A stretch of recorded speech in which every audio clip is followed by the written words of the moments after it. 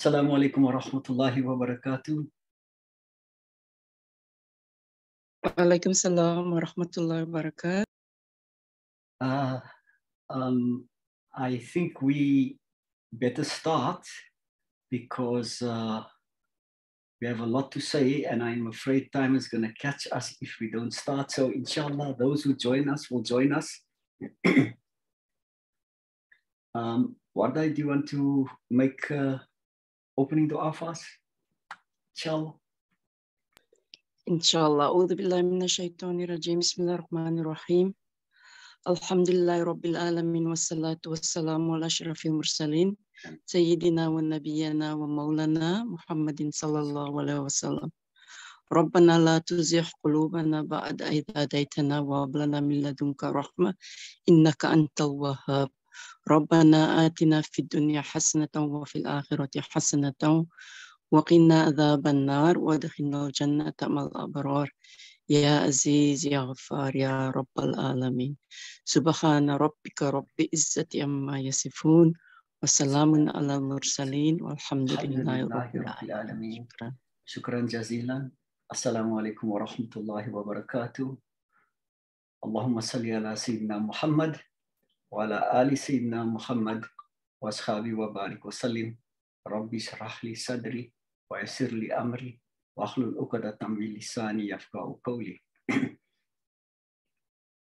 We're getting now to the actual sifat of Allah subhanahu wa ta'ala.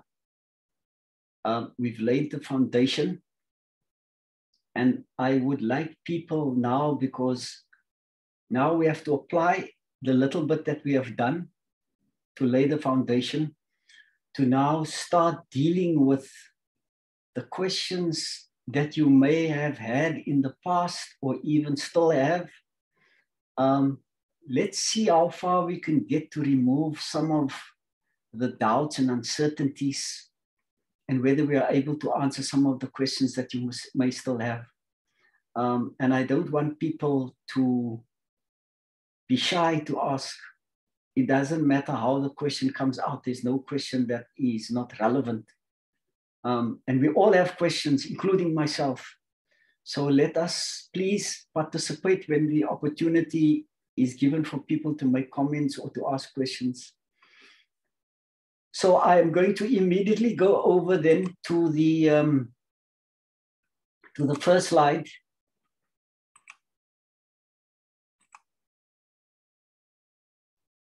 Now, the first slide tells us what is supposed to follow. There's so much to say about the actual existence of Allah subhanahu wa ta'ala and the proof that one can submit that I could not do justice to this in one session. We'll probably have to come back to this at least one more time before we go on to the other sifat. But this one, I think we must make special effort to understand. Now, before I go into the actual area of tonight's lesson, I want to just refresh our memories about what we left on last week. Now, last week we said there are three categories of existence. Let me just quickly see if I can.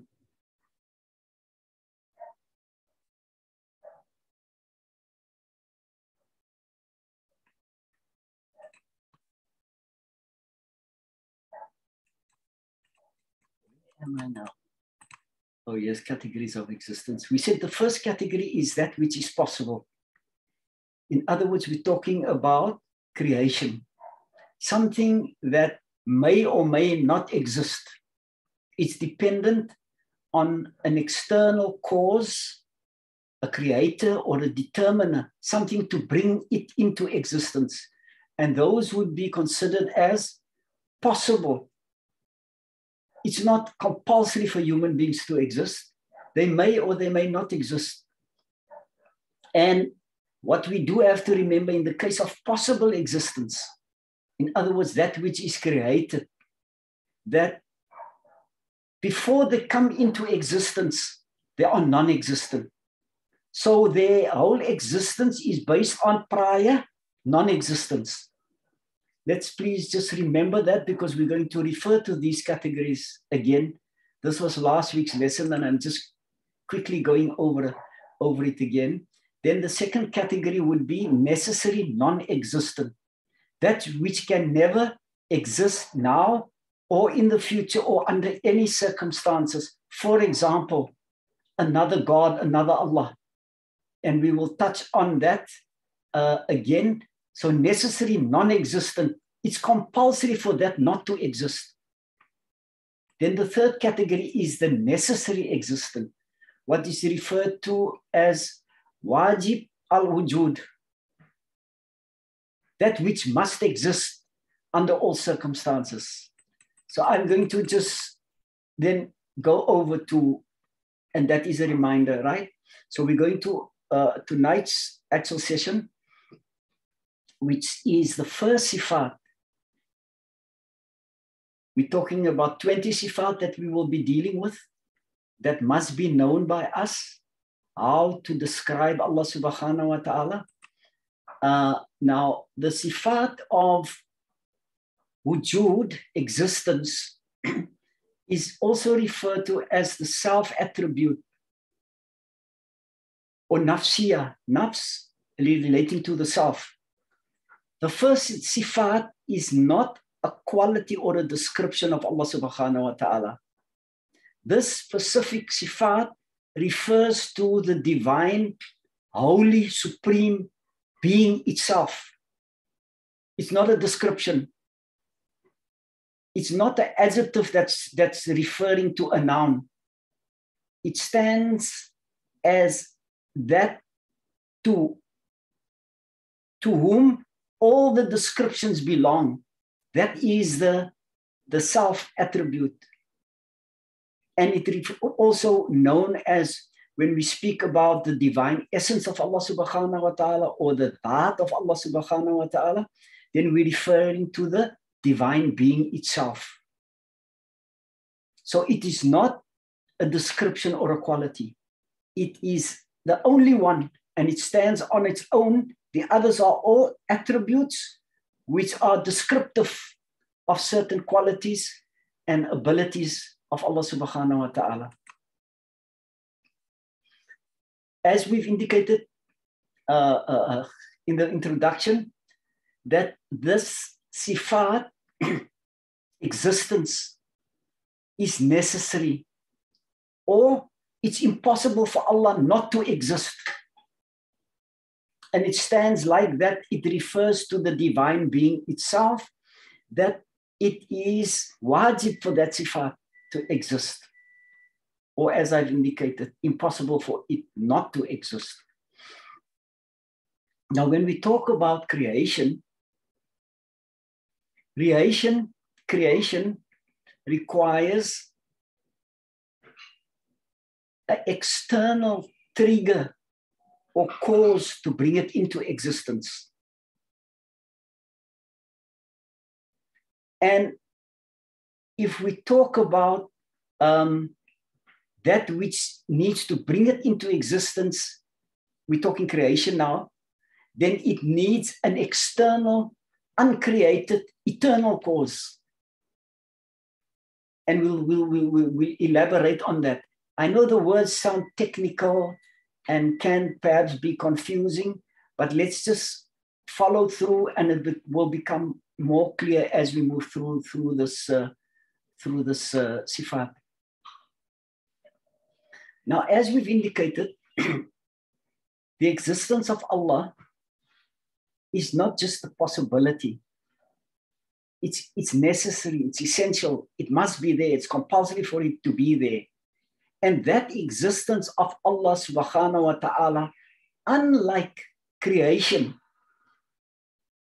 which didn't exist at some point until Allah brought it into existence, Allah is not preceded by a prior state of non-existence. Because if Allah was dependent on something else to bring Allah into existence, then Allah would fall in the category of creation. And Allah would then not be essential or compulsory. Allah would be a possibility. I hope this point is clear. And if it's not clear, please use the question time for me to elaborate and clarify this if it is not absolutely clear. Now, Allah subhanahu wa ta'ala helps us in the Quran to understand this better.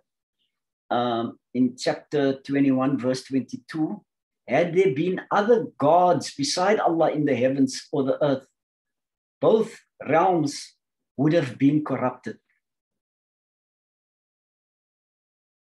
If we used the example last week, if the one God said that it must rain and the other one says no, the sun must shine, then what will happen? Do these two instructions for it to rain or for the sun to shine, does it clash? Which one takes priority over the other one? And that would be throughout the entire created world. There would be utter chaos because if we say it's a other God, it means it must have the ability to do what gods normally do. And that, Allah says, would have created utter corruption, chaos, and disorder in the universe. So, in other words, Allah is confirming there can only be one God, and that is Allah. And that one that we are referring to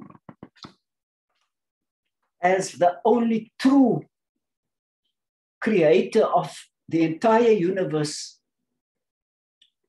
must be totally independent of anything whatsoever. Because Allah existed when there was absolutely nothing. So if there was absolutely nothing, Allah was still completely as Allah is now.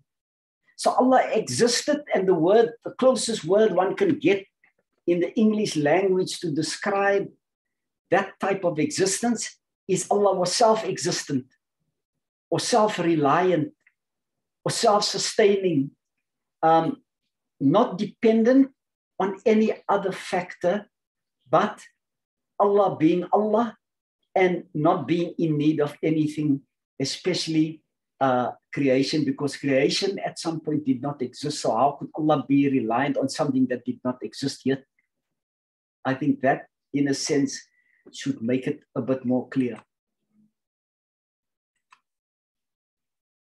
Now,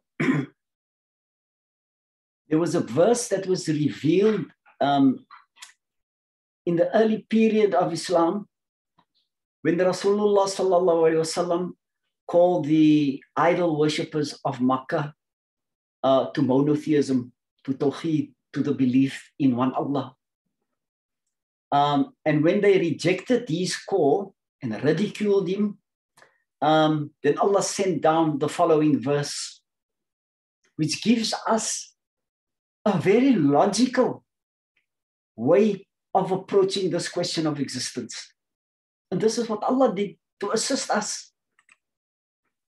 A short verse, but very potent and very profound. Have they been created? Allah asked them. Now, this came as a revelation from Allah subhanahu wa ta'ala, which was then announced to the people as something that was revealed from Allah subhanahu wa ta'ala. Have they been created without a creator? Or are they their own creators? Or have they created the heavens and the earth? Now, how do we understand it so that we grasp the full meaning, or as close or a better meaning than just reading it? Now, the first part speaks about, have they been created without a creator? So, are they saying, Allah asked them, are you idol worshippers saying that you materialized out of nothing? You just appeared spontaneously. There was no creator. There was nothing external that brought you into existence, which is obviously illogical. Because if there's nothing, how can nothing bring something into existence? We're going to come back to this point because although Allah is speaking here specifically to the conditions at the time of revelation to a group in Makkah at the time, it is equally applicable if you look at what some of the atheists are saying, that creation appeared out of nothing, and we will come to some of that later. But that is the first one that Allah deals with. The second point is, or are they their own creators? Well, did they create themselves? Allah asked them, did you create yourselves? How can you create yourself if you yourself do not exist? This is very similar to the first point. In other words, the first point says they materialize out of nothing. So in other words, there was no creator. Then the second one, Allah speaks to them about, are you saying that you created, you self-created, even though you didn't exist before? And the third one is, and on top of it, have you, or are you claiming to be the creators of this entire universe? Allah doesn't say it in so many words, but one could ask the question, how and with what would you be creating the universe? If you are saying there is no creator, you don't believe in a creator, then who created the universe and how was it created and with what was it created if it's not Allah? Now, anything that did not exist, it's part of creation, and we will accept that if we talk about creation, then creation, there's a prior state, a previous state of non-existence. It's waiting to come into existence for it to be created. That's why it's called creation. Creation is dependent on a creator or a cause to bring it into existence. So if it didn't exist all the time, then at some point it will start its existence, and that is its beginning. Now, if we say, for example, if they were to say these Arabs or whoever else would believe like that, no, it was something in the universe which created the universe. Now, if that something had a beginning, if it's creation and it also had a beginning, then that something which brought the universe in would have also required a creator because there was a point at which it did not exist. I hope that point is clear. Might sound a bit difficult, but go over it in your own mind or ask questions later if you feel. And that would mean that creator would require a creator, and that creator, if it's not eternal and self-subsistent with no beginning and no end, then it would have an endless loop of the one creator depending on another creator, depending on another creator, until you come to one which is not dependent on a creator, one which has existed all the time and as is eternal, self-subsistent, and existed when there was nothing else in the entire creation.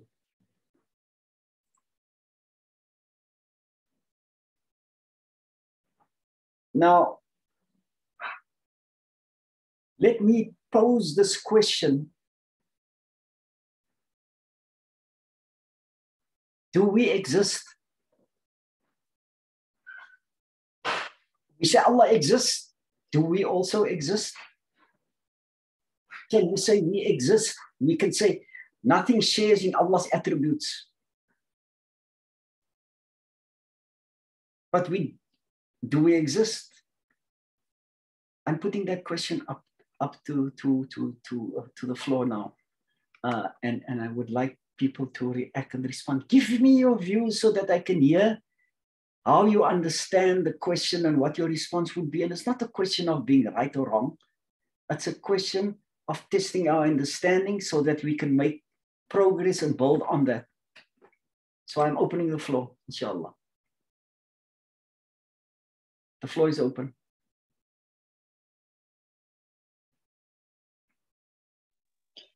Assalamu alaikum.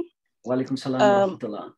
I think we have limited resistance, limited existence. We have been brought into existence, and we will come to an end of our existence. But while we are alive, we are existing. Okay. Shukran. Is there anyone who would like to add to that?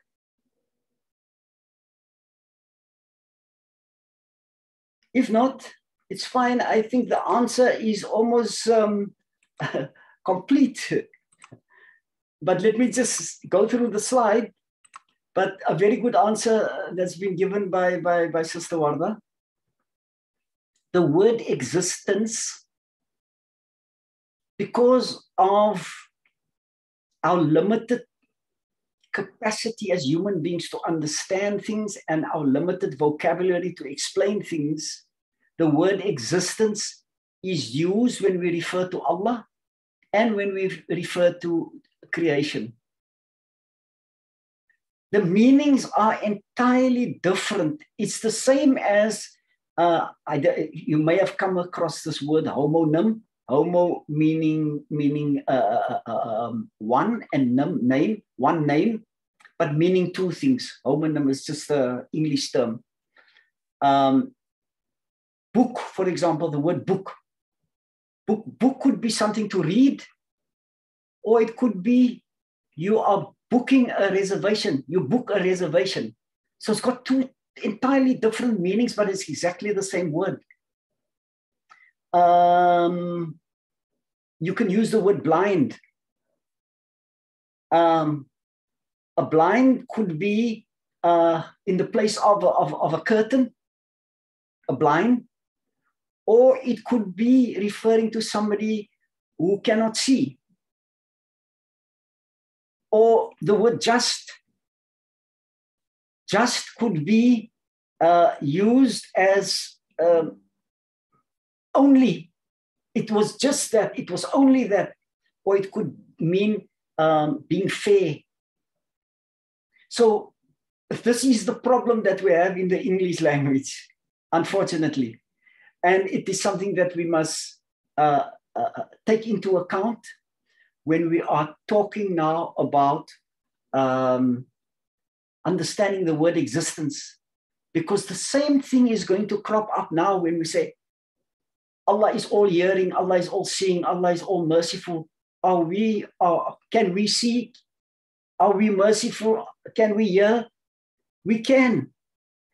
But we must just remember that even though the same words describe certain abilities, when it comes to how we understand it, when they refer to the attributes of Allah subhanahu wa ta'ala, then there is absolutely no comparison. There's no comparison between how we can see and how Allah sees, or how we exist and what is Allah's existence. So as long as we are clear about that, then I think in a sense the question is answered. Then I just basically go through the difference of why we can't compare the two. That creation's existence is only that which is possible and preceded by previous non-existence and totally reliant on a creator. Because the creator will establish the existence of that creation. When is it going to happen? How is it going to happen? Where will it happen? All of those things will be established and determined by the creator of that which is brought into existence. And the important point to acknowledge and to recognize is that something that does not exist can only be brought into existence by something which already exists. It sounds like an obvious point because it goes back to nothing can only create nothing. But just to put it in a different way is it has to already exist for it to bring into existence something else. And creation didn't always exist. Creation was dependent on an external source or cause to bring it into existence. And of course, time applies to creation because it has a beginning and an end. And its existence is only possible. It may exist or may not exist. So the above question is fairly clear then. The answer to the above question is therefore, yes, we do exist, but at a weaker and dependent level of existence. Whereas Allah subhanahu wa ta'ala, when we talk about Allah's existence, which we will touch on, what does that actually entail when we talk about Allah's existence? For now, we can say it is, not only is it essential, because if Allah does not exist, then nothing else can exist. Then there is truly nothing. But also that existence of Allah, the way it is described, it must be not linked to time, because time begins at a certain point and ends at another point.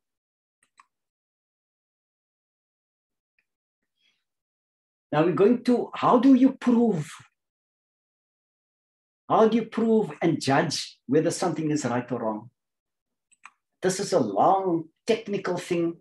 You go to the subject of Tawhid, then they spend a lot of time, and I didn't want to go into too much detail about this, and I just summarized it in the best way that I could.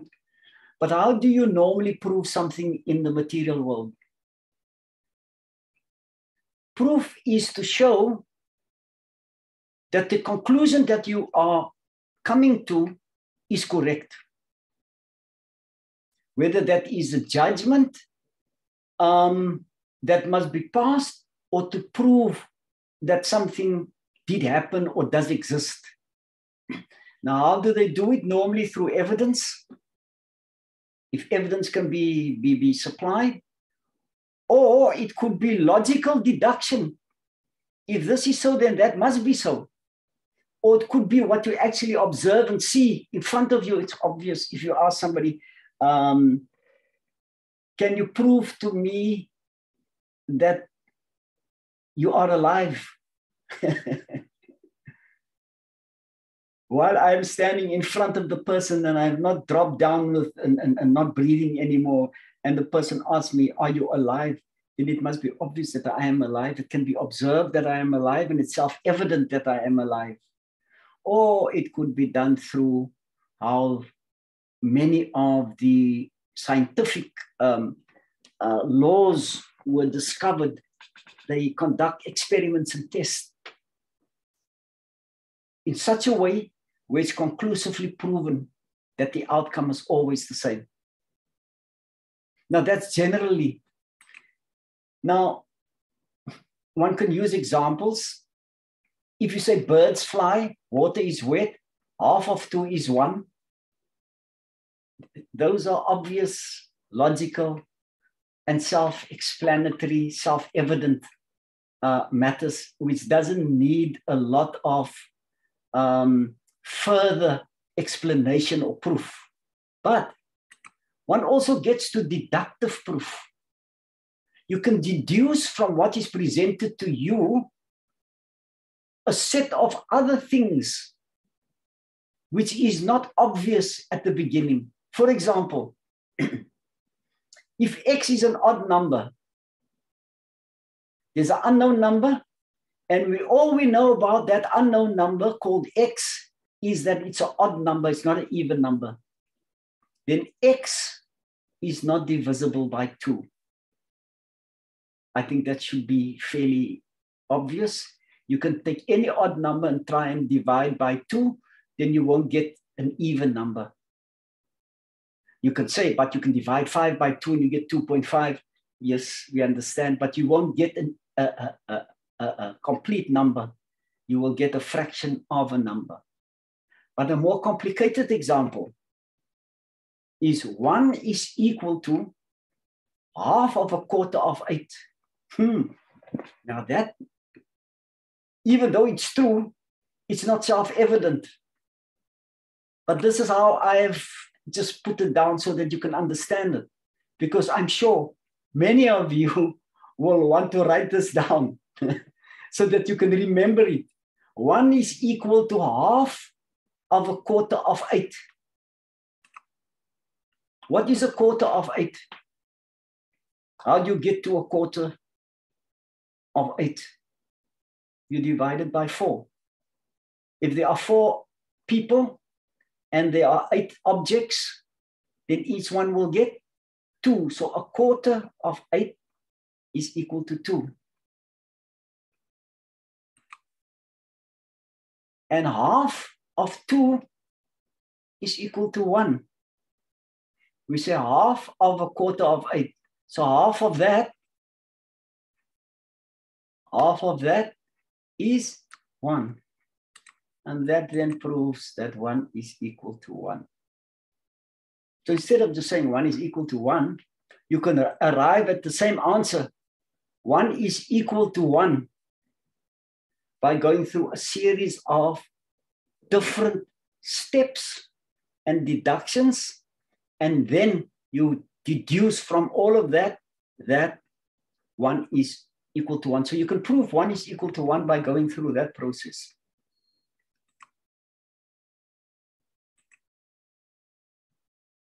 And that's some of the proof that we can use, especially how the universe started and how it works. And the evidence that's available in the knowledge that is available for us through the scientific community. There's enough proof there that Allah subhanahu wa ta'ala exists. And the key thing here that we must remember, it's a knockout one for me. The atheists come with what they believe is a knockout question. They say, prove to me there's a God, but we must use scientific methods only. Now, our knockout question to them is, you've come to the conclusion and you've shown us how you've arrived at it, that there was a point in the history of the entire universe when there was absolutely nothing. Nothing. Now, you are saying the universe came from a state of absolute nothingness and itself triggered itself into existence. That doesn't make sense. It's not logical. And there's nothing that you can use where one can deduce these facts from in terms of what they are saying. But if we take what they are saying, there's enough for us to show them couldn't have come from nothing, because your own laws tell you nothing can't create anything. Nothing can only create nothing. Only something that is divine and eternal had to be the determiner and the cause of this universe coming into existence.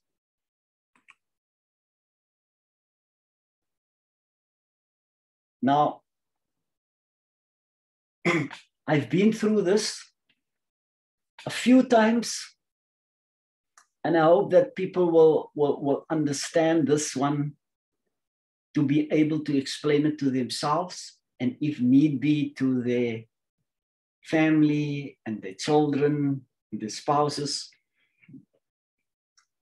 The undeniable Quranic proof of the existence of Allah subhanahu wa ta'ala is linked to this first point that we just covered now. But this is now going into the scientific aspects of it, where we are going to use what the scientists have said, and we bring that together with what we are saying and our understanding, and then we will then draw our conclusion. We will deduce from that whether they are right or wrong, or whether we are right or wrong. Let's just go through this exercise. This is the one that you must try and remember. In chapter 21, verse 36, Allah says, do they not realize that everything was united? Then we split them asunder. The words that Allah is using, everything. When Allah uses everything, it means nothing is outside of that. That is what everything means. Everything was together, and then Allah split it apart. And whatever happened thereafter, happened thereafter. But there was a point that Allah speaks about where everything was united. Now, what do the scientific community say? They say, through the Big Bang, that 13.8 billion years ago, our universe originated from a single, intensely hot spark of energy. We've dealt with this when we did how Allah created the universe. So if you want to get more detail, go back to the YouTube channel and check up on that one under Salie, Manie, and then you will get more detail. I'm not going to cover all the detail that we've covered before, but it's a good reminder and a test for those who did hear it before to see whether they understand it correctly and whether they are now more able to explain it to themselves and to others. So the Big Bang started 13.8 billion years ago, and it originated from a single spark of energy. Everything was united. Is that not what Allah says?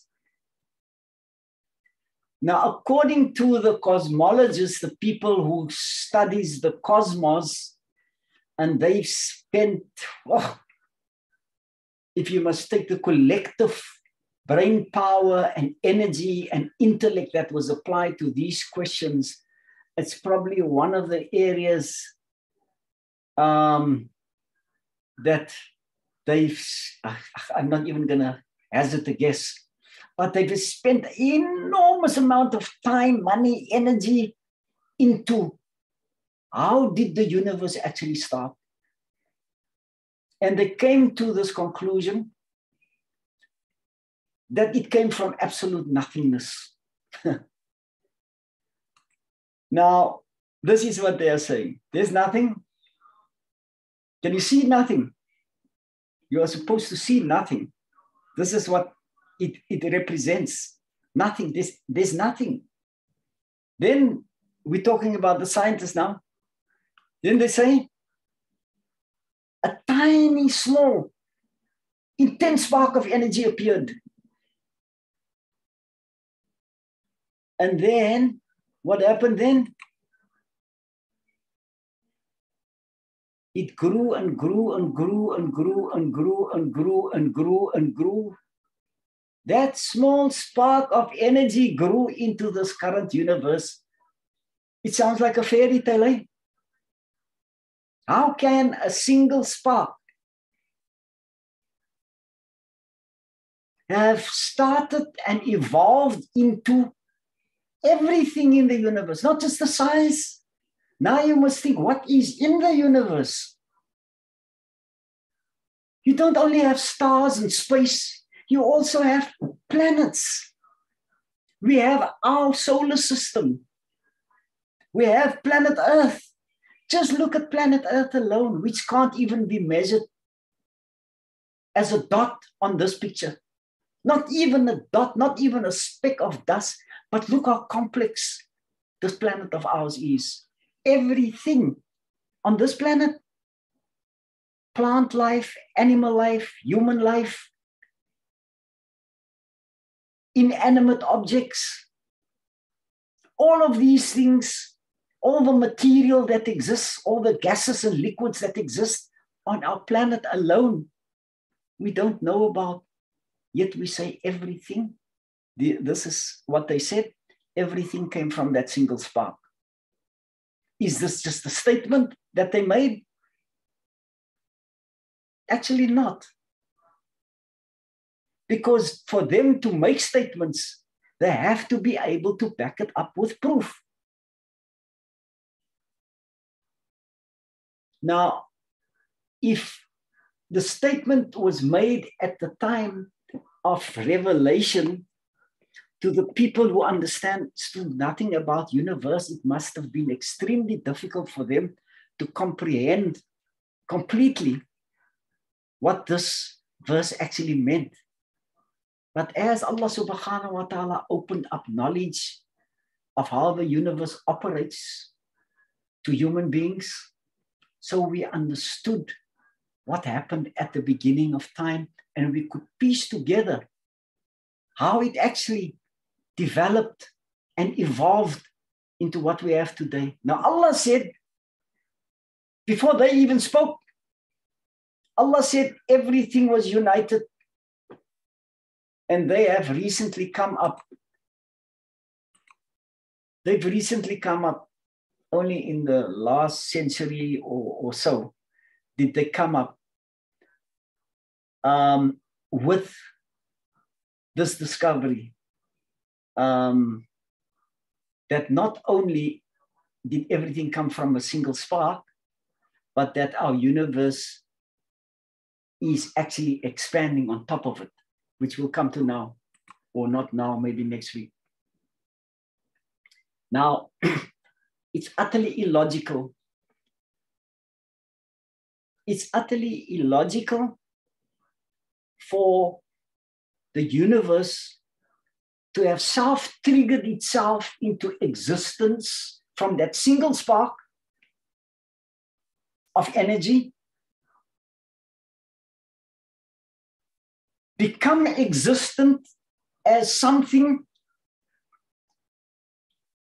and also at the time itself triggered, not existing.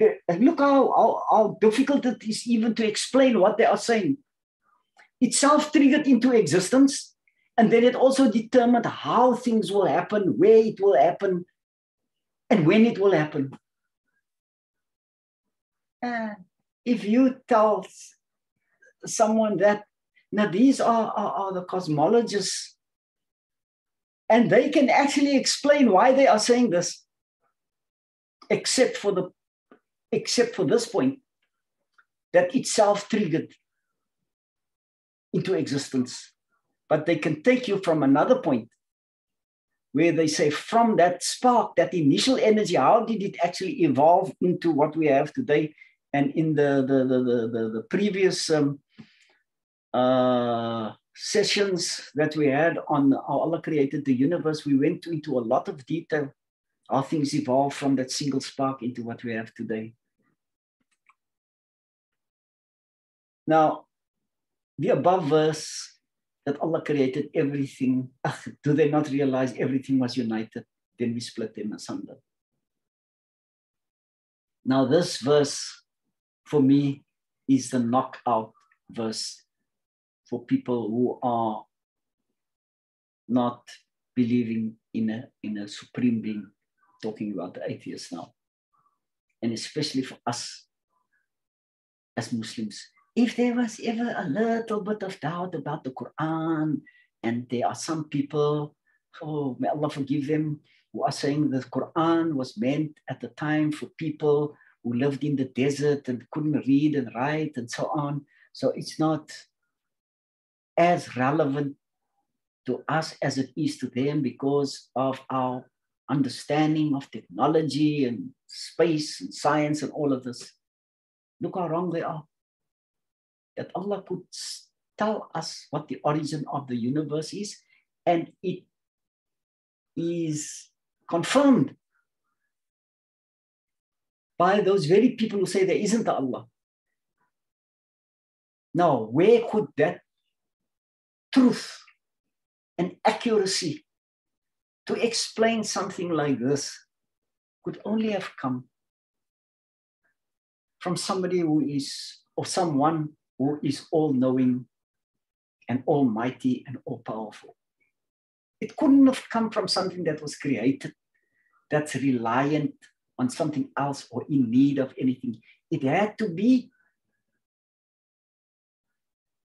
an existence that existed before there was anything else, and everything else relied on that holy divine existence for it to be brought into existence. And that is Allah subhanahu wa ta'ala. I'm going to conclude on this last slide, and I hope people, if they have questions, they're going to put the questions.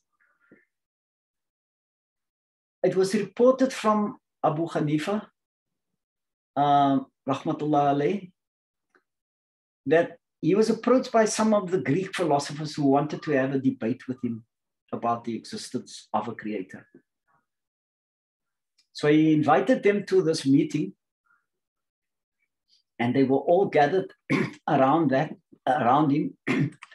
Then he said, just before we start with the actual topic, there was just something that he wants to raise and get clarity from them. He said, this is what he said. It's a quote. Before we speak on this matter, in other words, the existence of a creator, he asked them, tell me about the ship on the Tigris River moving by itself. A ship on the river moving by itself, filled with food, goods, and other material. Then it goes back by itself. After it's moving, it returns, it moves back by itself, anchors itself, and then unloads itself. The ship unloads itself and continues to do all of this without anyone on board the ship to manage it.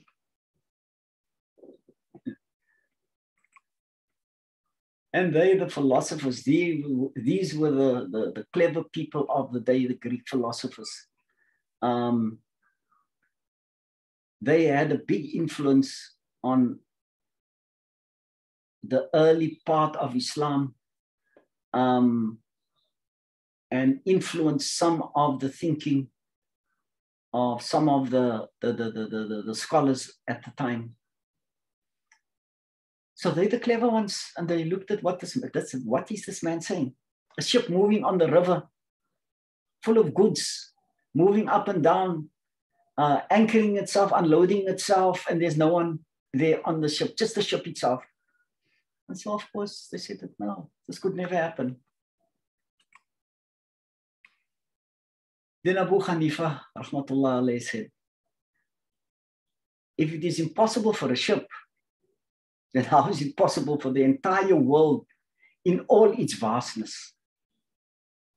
In other words, how could this world, with all the complicating factors that's attached to this world, universe, have come into existence without the creator?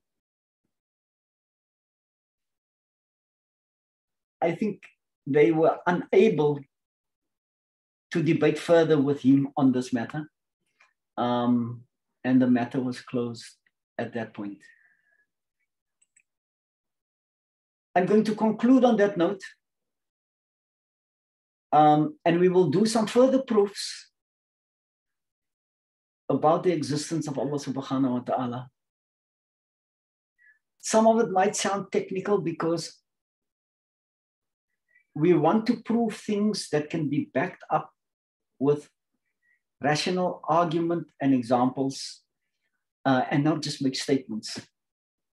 So some of the stuff that will follow might sound a little bit technical, but if you bear with us, then inshallah, some of the meanings will come through and fall on your heart. Because it's not these slides, it's not me speaking that transfers the knowledge.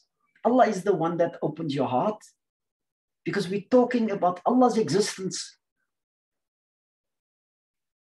And Allah is pleased if we do what we are doing. We want to understand Allah better.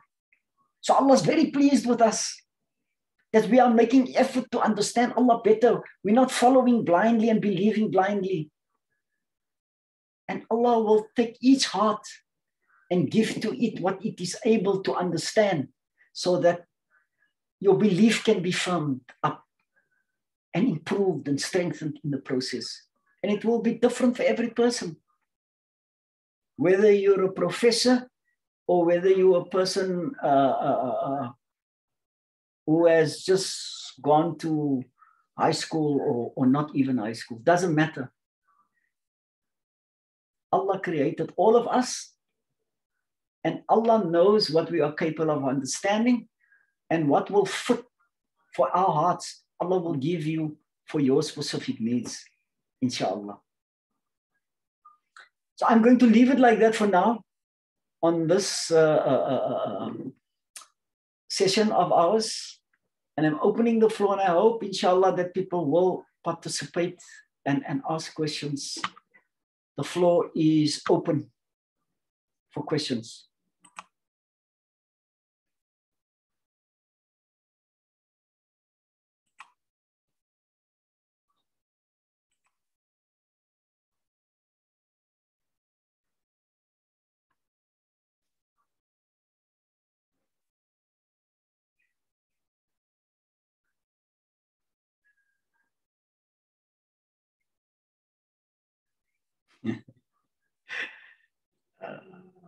Questions about Allah. You all understand Allah so well that you've got no questions, no uncertainties.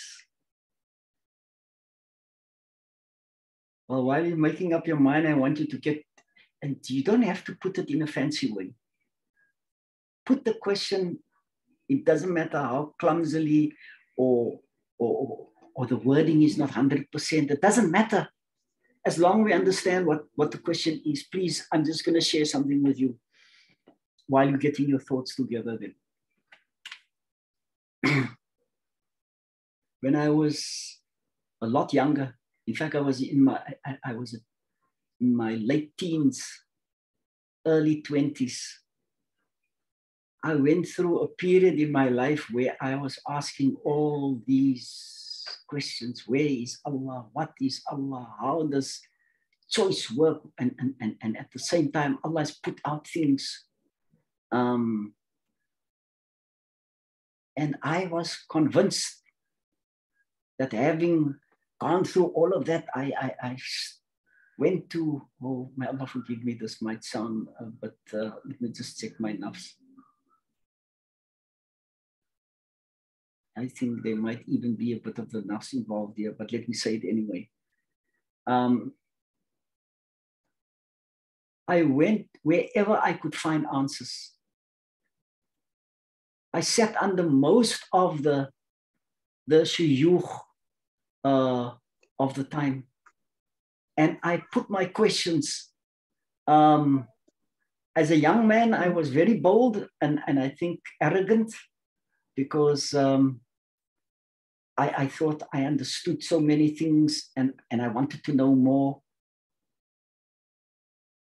And may Allah forgive me for my arrogance, that for years,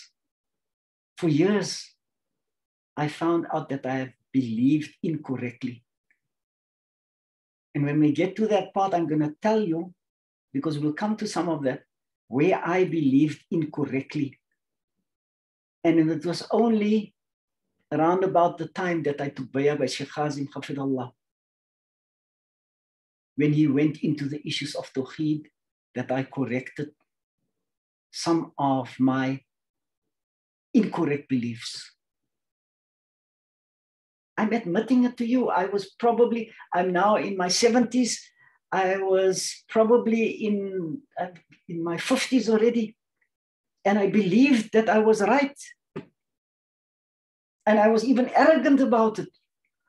I would challenge other people, get into debates. May Allah forgive me.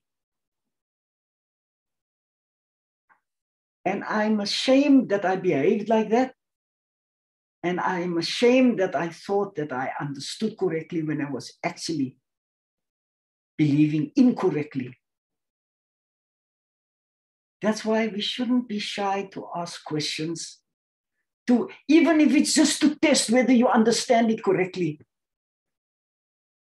Even if it's not a question, but then test your understanding to see and make sure that you do believe correctly. Because we have an opportunity to learn from one another now. I don't have all the answers, but we can go to others. And at the end of the day, we can lift up our hands and we can ask Allah subhanahu wa ta'ala to guide us.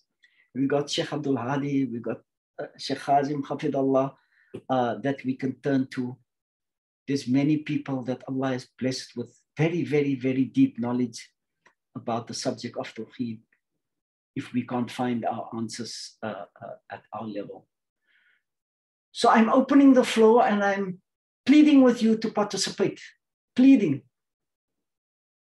Please, let me hear, what questions do you have? What are you unsure about? What are you doubtful about? Or how do you understand certain things? Come, please let me hear. Assalamu alaikum wa rahmatullahi wa barakatuh. Wa alaikum salam wa rahmatullahi wa barakatuh, Aisha, Sister Aisha. Salie, I'm wondering, why did Allah create us? And I know the answer is because Allah wanted to be known. But then that means that Allah has a need. Allah has a need, and Allah is not supposed to have needs. So, can you clarify that, please? Sure.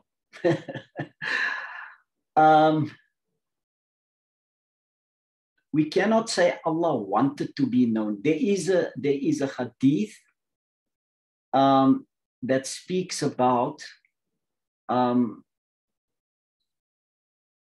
I'll try and get the exact hadith to you. I don't want to quote it and not give the proper quotation, where it says that Allah wanted to be known. There is a hadith like that. And therefore Allah created human beings. If we look at the Tawhid, then we know Allah can never be in need.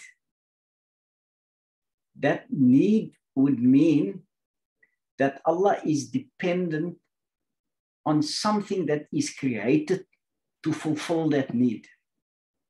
Does that sound like an all-powerful, all-merciful, all-knowing, all-seeing, all-hearing creator?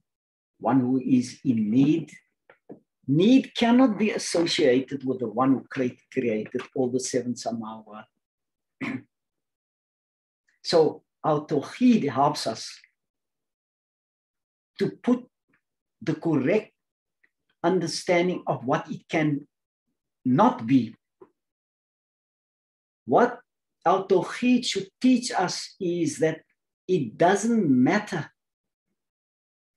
what is being said, even if it's in the Quran. Even if it's in, listen carefully now, I don't want to be misquoted. Even if it's in the Quran, we must understand it so that our Tawheed and our understanding of Allah is never compromised. So when we say, for example, in the Quran, Allah speaks about Allah created Adam alayhi salam with his own two hands. Does it mean Allah has hands because it says so in the Quran? We must be careful how we interpret hadith and Quranic ayah, that it never clashes with the essentials of Tawheed. If there can be many other examples that I can quote where there are literal understandings of it. That one, I want to say, your best answer to that is Allah is never in need. That's number one. Number two, we can never know. We can never truly know why Allah created us. In order to know why Allah created us, we have to know what Allah knows.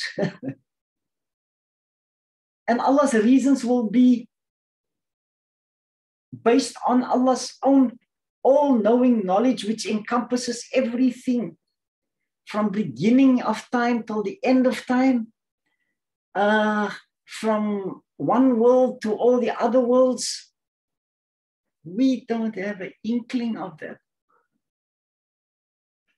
So to get a true and accurate answer, that answer comes from Allah, in my view. The true, correct answer of the actual purpose, of course, we can say Allah created us for worship and all of that, but Allah doesn't need our worship. But my answer, I don't know, Asha, maybe if by you asking more about how I answered it, then I can maybe further elaborate, but I want to go that far for now.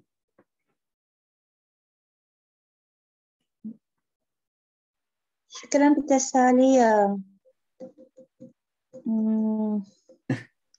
Yeah, no, I don't disagree with the fact that Allah is not in need. I know that to be true. I just thought maybe there's an explanation, but I accept the Salih's answer. Alhamdulillah. Okay, alhamdulillah. Let's hear if there's any other questions.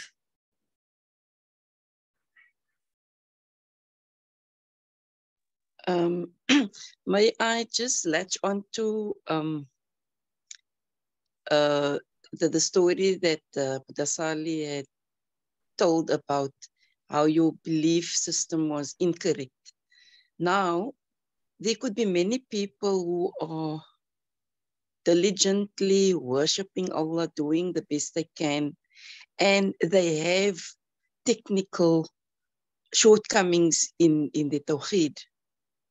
How will they be judged when maybe they searched, maybe they didn't search deep enough, or maybe they accepted most of the things that they had learned.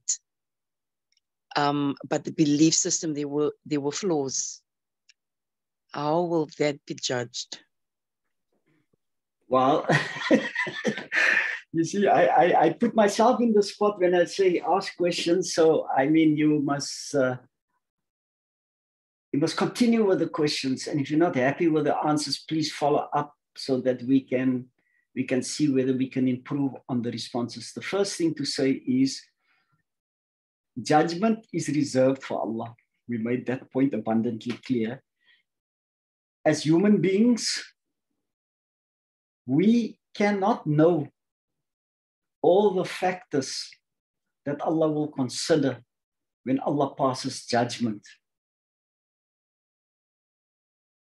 So even there are this very, very, very topic that you are raising now, Sister Warda, has been the subject of intense debate amongst the scholars of Tawhid. And they've come up with different views on it, firm views, but different from each other. So there's not one specific view on it.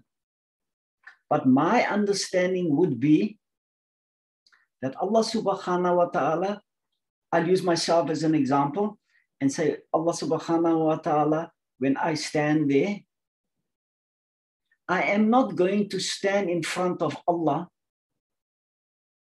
and Allah doesn't know every single thing about me. Not only about my deeds, but Allah will know what kind of abilities I've been given, what kind of intellect I've been given. And Allah will expect me to have used not just my intellect, but my money, my health, my time, my relationships, my exposure, my conditions, my upbringing. How did I use that to the maximum to do things and to worship Allah in a way that's pleasing to Allah? Did I make the effort?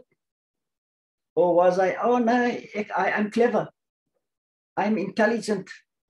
I know these answers. I can speak to you about, and I can debate with the atheists, and you can go on that kind of thing and have an arrogant style and then still believe incorrectly, like I did when I was younger. And I'm so grateful that Allah has opened my eyes. And I hope Allah will open my eyes and my heart and my mind even more. And if Allah has given you the ability to understand Allah better, is that a question that is unknown to Allah? The answer to that question. Could you have known Allah better? Allah knows. Allah has given you all the things with which you can worship Allah better. And to what extent Allah gave it. If Allah gave you a little, then Allah knows. Compared to somebody else, Allah gave you only that, but gave somebody else so much more. But you are going to be judged with what Allah gave you. In one of the books that I wrote on lessons of life, and I want to quote myself there, I use the example of a paintbrush and a roller. If Allah gave somebody a paintbrush, then Allah is going to expect a certain amount of work to be done by the paintbrush, and Allah knows what that paintbrush can do. And Allah knows what the roller can do. But you can't use and compare from our point of view. That man only did so much, and that man did so much more.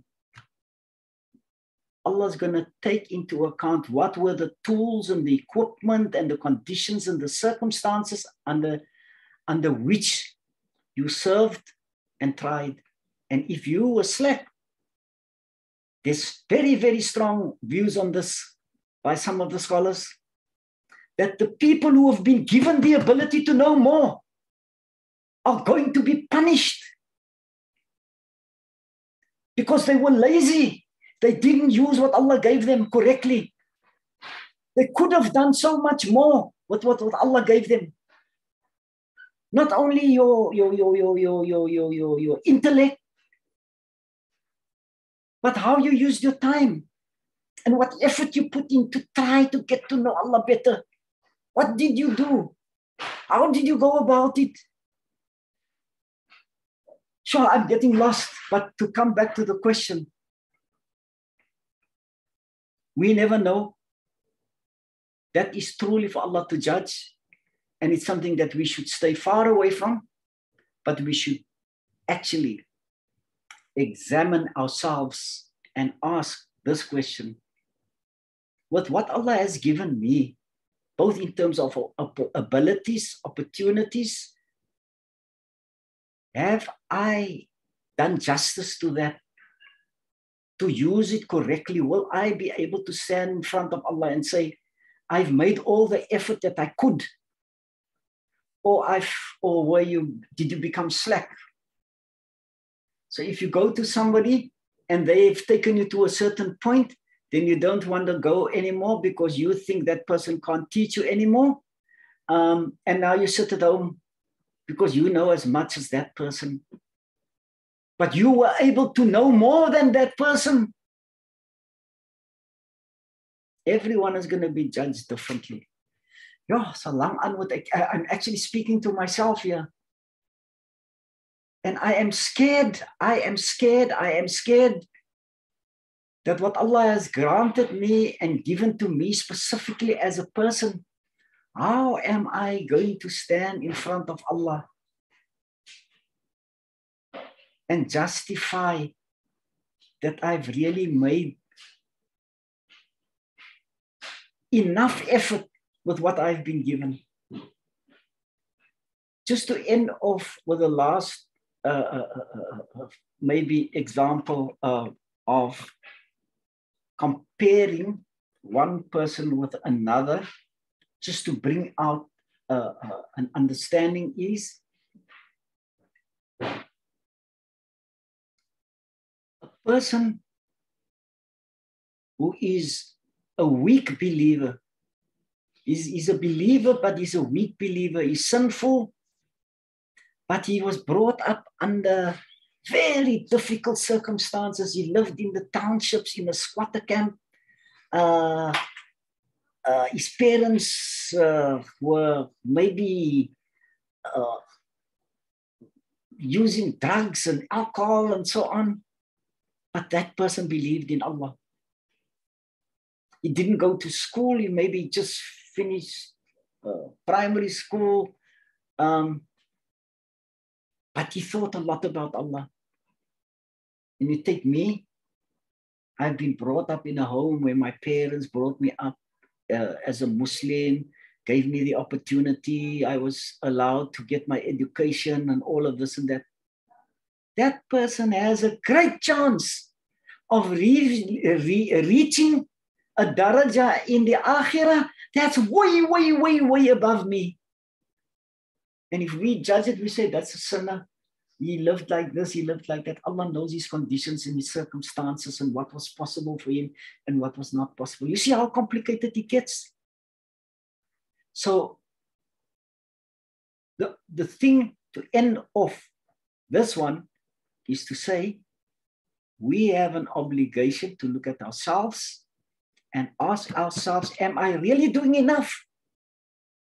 The one who's going to test whether I did enough is the one who knows whether I did enough.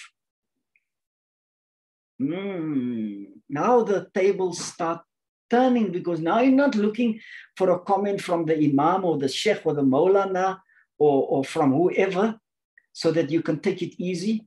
You can never take it easy. You can never take it easy until the day you blow out your last breath. You must be making effort to be a good person and to seek knowledge and to do things that's generally pleasing to Allah subhanahu wa ta'ala. Yeah, I must apologize. I've really gone off and way, way, way too long an answer. My apologies, Sister Warda. That is not off. That is not off. I don't know how the other people feel, but there isn't always a straight line in when we answer things. And I think if it is a wake-up call for all of us, we needed to hear that. Shukran for answering it. Shukran. Afwan, wa alaikum salam. My apologies. I thought tonight we would end off earlier, that I've taken up a bit more time than what we were supposed to. And I hope you will forgive me for that. But inshallah, we're going to continue with the proof that Allah is our creator, that Allah exists. There's lots of, and the proof that I will supply, as I've indicated earlier, might sound technical, but I hope you will bear with me, and Allah will put the meaning and the benefit of what we are going through in your heart. You will feel it. I was going to go off on another tangent now, but let me not. May Allah make it easy for all of us to benefit from these sessions. All of us. I include myself right at the front of this queue. I plead with Allah that I must also benefit from these sessions. And I can say that I do tremendously benefit from these sessions, not only tonight, but since we've started these Zoom sessions. So Alhamdulillahi Rabbil Alameen. Allah is great. Allah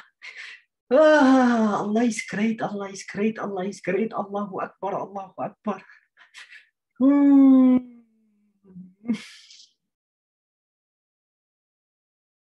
Abdul Samad, are you going to make dua for us to conclude the session?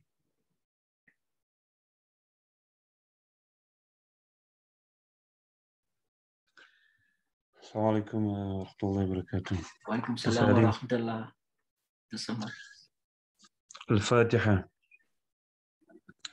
Bismillahirrahmanirrahim. Alhamdulillahi rabbil alamin. Wassalatu wassalamu ala ashrafil anbiya wal mursalin. Sayyidina wa nabiyyina wa maulana Muhammad wa ala alihi wa sahbihi ajmain. Allahumma inna nas'aluka al-imanan kamilan wa yaqinan sadiqan wa rizqan wasi'an wa qalban khashi'an wa lisanan dhakiran wa halalan tayyiban wa tawbatan nasuha wa tawbatan qabla al-maut wa rahatan 'inda al-maut wa maghfiratan wa rahmatan ba'da al-maut wal 'afwa 'inda al-hisab wal fawza bil jannati wan najata minan nar bi rahmatika ya arhamar rahimin.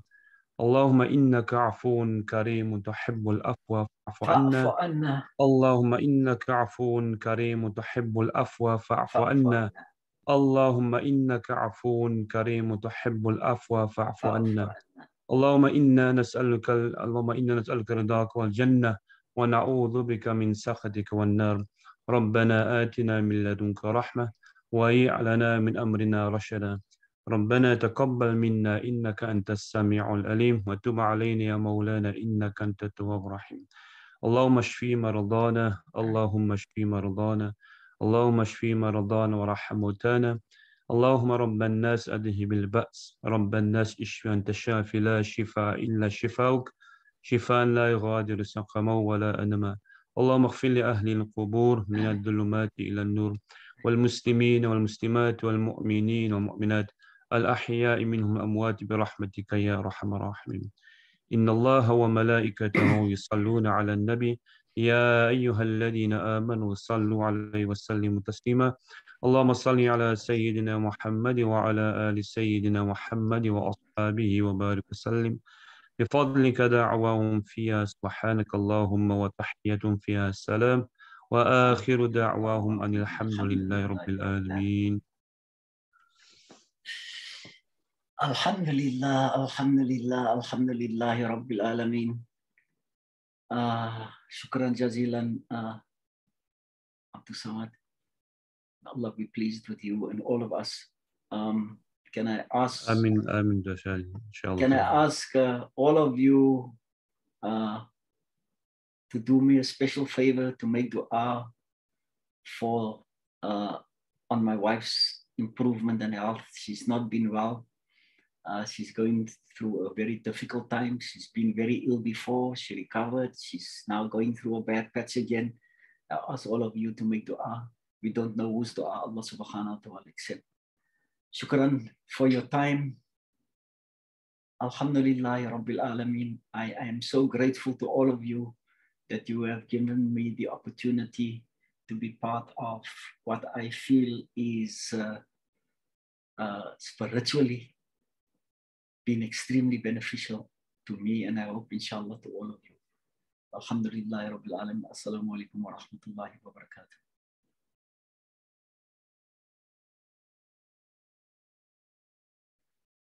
Alaikum salam wa rahmatullahi wa barakatuh.